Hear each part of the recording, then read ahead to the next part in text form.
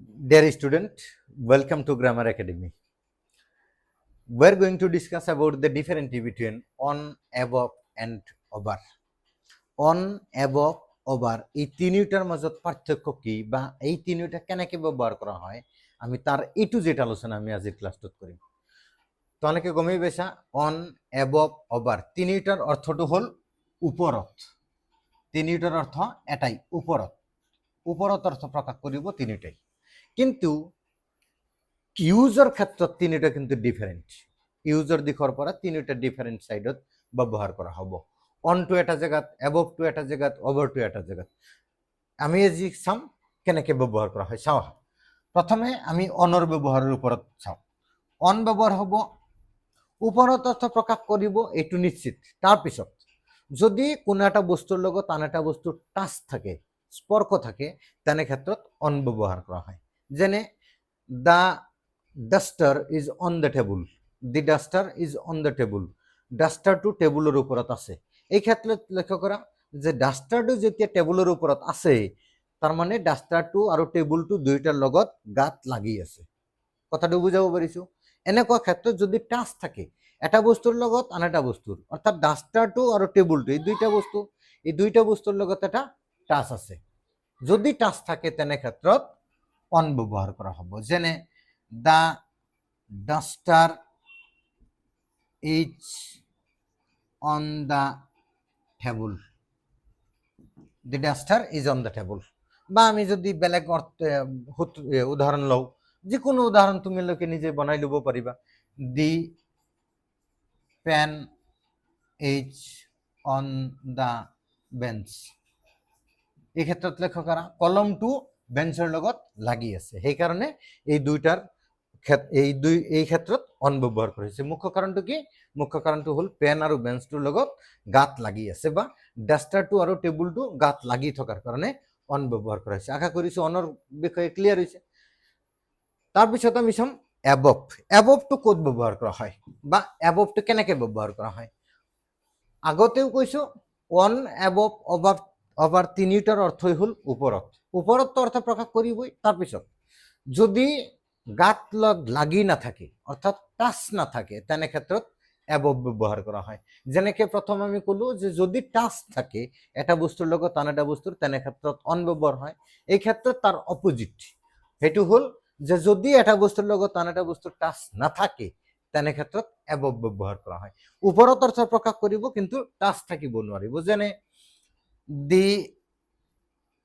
দি fan, fan তো বুঝাই পাংখা, উপরে যে ঘুরে হাওয়া দিয়ে আমাক। The fan is above my head, ফ্যানটো মোৰ মূৰৰ ওপৰত আছে। এতিয়া লক্ষ্য কৰা ফ্যানটো যে মূৰৰ ওপৰত আছে, তেন্তে মূৰৰ লগত ফ্যানৰ কোনো টাচ নাই, সম্পৰ্ক নাই। কথাটো বুঝাব পাৰিছো। বা আমি যদি আন এটা উদাহৰণ লওঁ, the sun is above the tree, the sun is above the tree, সূৰ্যটো গছৰ ওপৰত আছে। অৰ্থাৎ সূৰ্যটো আৰু গছজোপাটো এই দুইটাৰ লগত কোনো টাচ নাই। যদি টাচ থাকে তেনে ক্ষেত্ৰত অন ব্যৱহাৰ কৰা হ'ব, আৰু যদি টাচ নাথাকে তেনে ক্ষেত্ৰত অ্যাবভ ব্যৱহাৰ কৰা হ'ব। আশা কৰিছো ক্লিয়াৰ হৈছে। এতিয়া আহিল আমাৰ ওভাৰৰ বিষয়ে।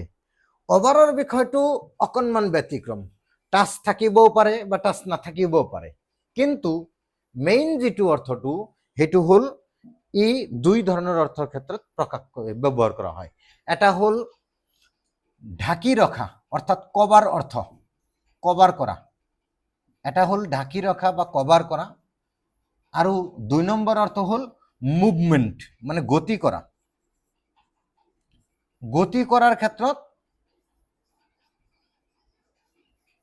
আৰু ঢাকি ৰখাৰ ক্ষেত্ৰত দুইটা ক্ষেত্ৰত ওভাৰ ব্যৱহাৰ কৰা হয়। কেনেকে আমি যদি উদাহৰণ চাওঁ, আমি মুভমেন্ট বুলি ক'লে birds are flying over the bridge, birds are flying over the bridge. এতিয়া বাৰ্ডছ আৰ ফ্লাইং, চৰাইবোৰে উৰি আছে অভাৰ দ্য ব্ৰিজ, দলঙৰ ওপৰেদি। অৰ্থাৎ যেতিয়া চৰাইবোৰ দলঙৰ ওপৰেদি মানে উৰি আছে তেতিয়া চৰাইবোৰ নিশ্চিতভাৱে একেটা জায়গাত মুভলেস হৈ থকা নাই, এইটো গতি কৰি আছে। অৰ্থাৎ গতি কৰাৰ কাৰণে এইটোৰ ক্ষেত্ৰত অভাৰ ব্যৱহাৰ কৰা হয়। বা যদি আমি আন এটা উদাহৰণ লওঁ, ঢাকি ৰখাৰ ক্ষেত্ৰতো যদি উদাহৰণ লওঁ, ধৰি ললো মাই মম গেভ এ ব্ল্যাঙ্কেট ওভাৰ মি। মাই মম, মোৰ মাকে, গেভ দিছিল, এ ব্ল্যাঙ্কেট, এটা চাদৰ, ওভাৰ মি, মোৰ ওপৰত। অৰ্থাৎ মই যেতিয়া শুই আছিলো মোৰ মাকে মোৰ ওপৰত দি এটা চাদৰ দিলে। অৰ্থাৎ এইটো কি, আমাক ঢাকি ৰাখিলে, কভাৰ কৰিলে। অৰ্থাৎ এতিয়া যদি আমি গুৰিৰ পৰা চাওঁ, এ টু জেড, আমি once again for the last time repeat কৰিম।